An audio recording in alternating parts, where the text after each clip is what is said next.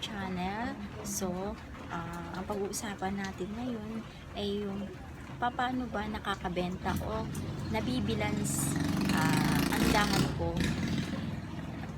kung ang tindahan dito ay dikit-dikit. Katulad sa location ko, puro tindahan talaga. As in, bungad kami ng subdivision. Kaso, ang tindahan dito ay talagang as in dikit-dikit. Halos sa papagitnaan yung tindahan ko ng mga tindahan. Kasi dito sa harapan ko merong wholesaler. Tapos sa harap niya may mga tindahan ng mga sariwang isda. Then ako naman dito sa may kaliwa ko, sa may left side ko, may isang tindahan, tapos bigasan, tapos sa akin. Bali isang bahay lang yung pagitan namin.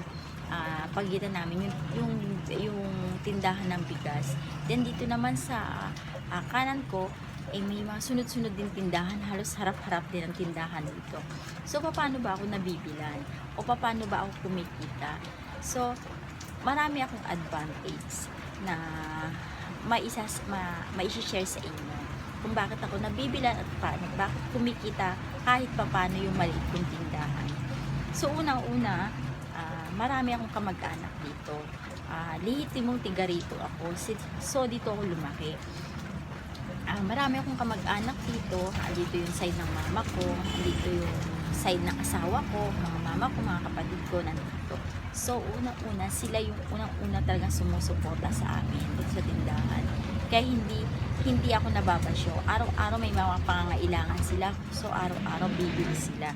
Kahit malayo yung bahay nila, may mga dadaanan sila mga tindahan, sa akin pa rin sila pupunta talaga. So yun yung advantage ko. Marami akong kamag-anak dito. Tayo may bumili na. Yan, kahit gabi na rito. Sarado na kasi yung mga tindahan. Sarado na yung wholesaler, sarado na yung kumpletong tindahan dito. Medyo malaki siya, tas kumpleto, tas mababa ang presyo. Sarado na siya kasi maaga siya nagsasara. 7:30 sarado na siya. Yung wholesaler dito 7 o'clock sarado na siya.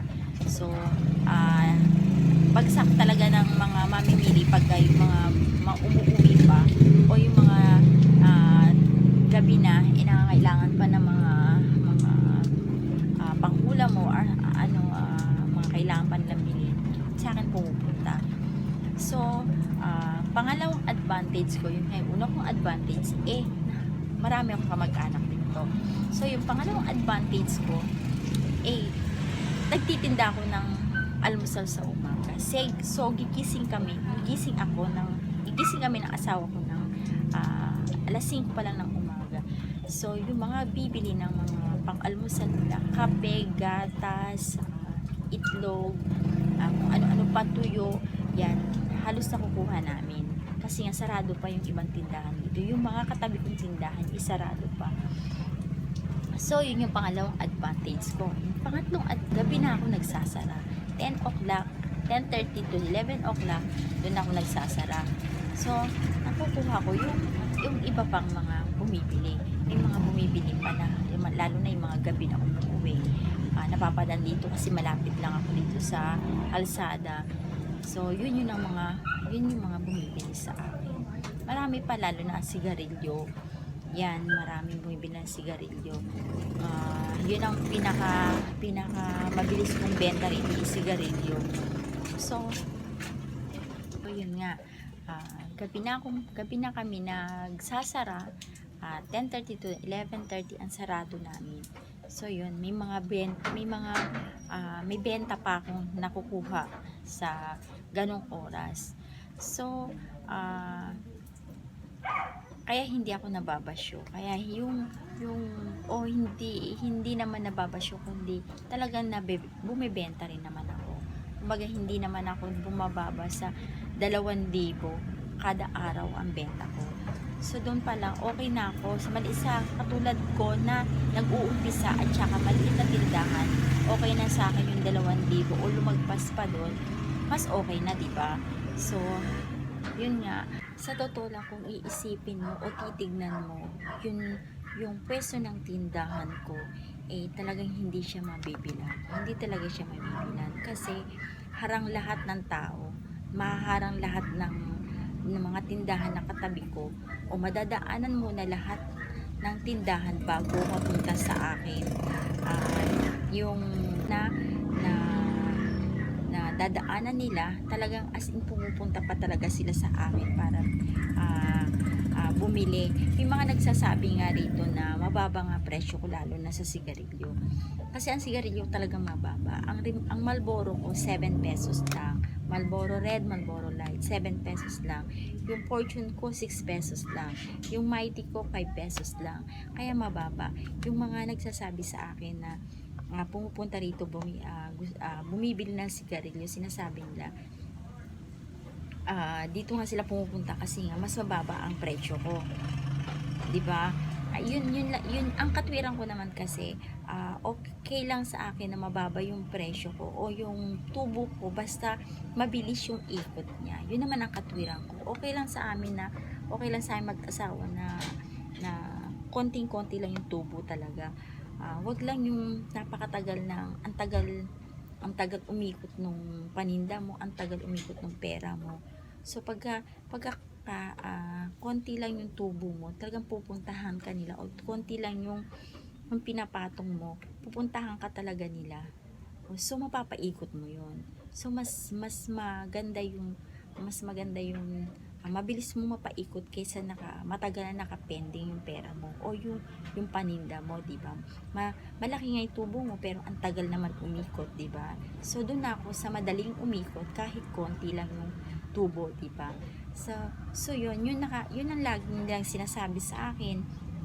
Yung mga pupunta rito, yung mga bumibili rito, yun ang sinasabi nila na mababa nga yung presyo. Hindi, sa totoo lang talaga, pumapantay lang ako dito sa katabi kong tindahan. Kasi siya mababa kasi ang presyo niya. Umaano siya bali, maramihan siya kung kumuha sa mga delivers niya. Maramihan siya magpa-deliver. Maramihan siya mamili. Yan. Sa Pure Gold din siya namimili. Halos parehas lang kami ng pinagkukunan ng paninda. Pero siya kasi talagang as in maramihan. Ako, magkano lang naman, ilan-ilan lang, mga ilang piraso lang naman yung mga binibili ko. Pero nakikipagsabayan ako sa kanya ng liit ng tubo o liit ng patong para mas mabilis din yung benta ko. Ganun lang naman ang labanan sa ganyan Okay lang yan, okay lang sa akin yung maliit lang. Basta mabilis yung benta. So yun yung parang mga ginagawa kong paraan para mabilan ako, at saka yun yung mga paraan ko para medyo yung mga paraan ko para mapuntahan din ako ng mga tao, ganyan. Maaga akong gigising, yun nga, bababaan mo yung presyo mo, bukod sa marami kang kamag-anak dito, syempre, di ba? Meron nga dito tigataas siya, ilang tindahan pa yung. So yun nga guys, di ba? Nakakatuwa kahit medyo malayo yung mga lugar nila, ilang tindahan yung dadaanan nila, ilang sa konting presyo lang o sa piso lang na pagkakaiba ng presyo namin, talagang sa'yo pa pupunta, di ba? Nakakatuwa yun. Nakakatuwa para sa akin yung ganun. So yun lang guys, yun lang yung share ko muna sa inyo ngayon. Nakapamilya ako nung nakaraan pero hindi ko na videohan o hindi ko na i-upload, hindi ko na edit. So hindi ko siya na post. May mga pagkakataon na talagang hindi ako makapag-upload o makapaggawa ng video kasi nga syempre may baby ako. So syempre uunahin ko muna siya. Kaya yan lang muna ang aking share sa inyo. So thanks everyone for watching. If you like my video, do subscribe and click the notification bell para ma-update kayo sa susunod kong video. Bye guys! Keep safe, ingat kayo, bye bye!